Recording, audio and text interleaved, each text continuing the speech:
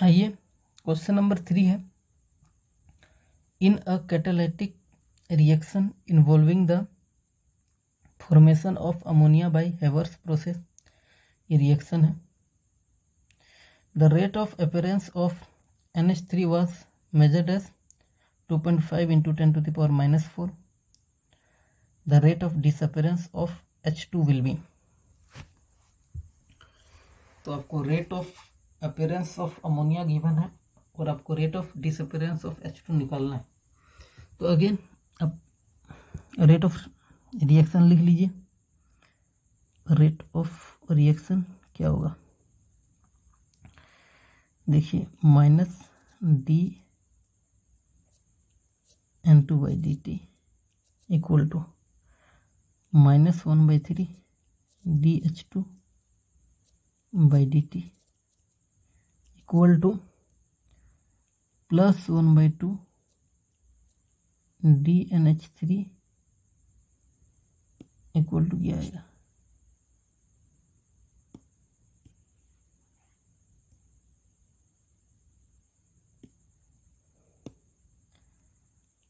+1/2 dNH3/dt।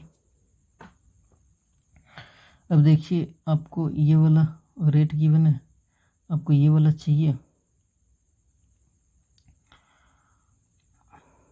तो देखिए ये दो चीज़ को पकड़ लीजिए, तो -dH2/dt क्या होगा, इस 3 को उधर भेज दीजिए, तो 3/2 टाइम्स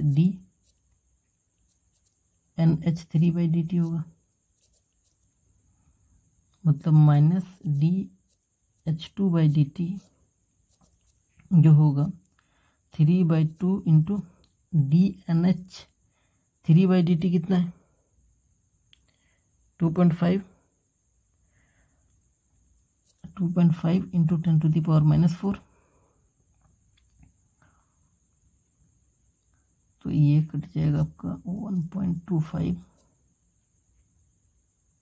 ये मल्टीप्लाई करिए 3.75 × 10⁻⁴, तो थर्ड सही हो जाएगा। तो ये हमारा क्या है, मेथड 1। अब देखिए मेथड 2 से कैसे करेंगे।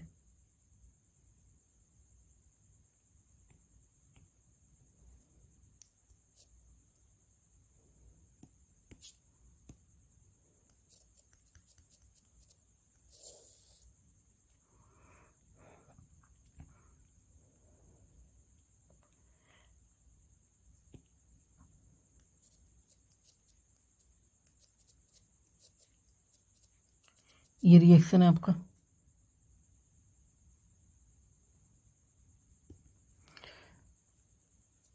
मतलब स्टोइकियोमेट्रिक कोफिशिएंट का रेशियो कितना है 1:3:2, और यही क्या है, मोलर रेशियो है।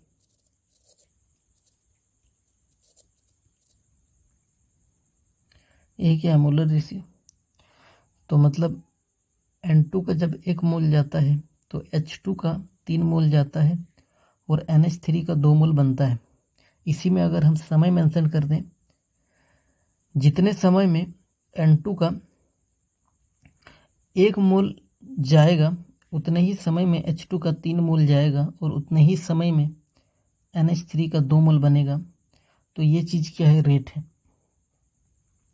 तो मतलब N2 का जो रेट है और H2 का जो रेट है और NH3 का रेट के बीच में जो रेशियो है वो कितना है 1:3:2 का रेशियो है। 1:3:2 का रेशियो है। अब आपको क्वेश्चन में गिवन है rate of appearance of NH3, मतलब NH3 का रेट आपको गिवन है वो है 2.5 × 10⁻⁴। तो देखिए जब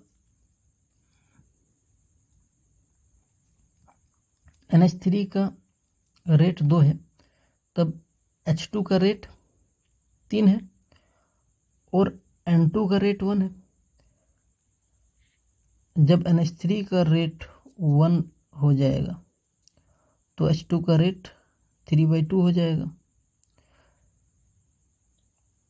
और N2 का रेट 1/2 हो जाएगा, divide by 2 divide by 2 divide by 2।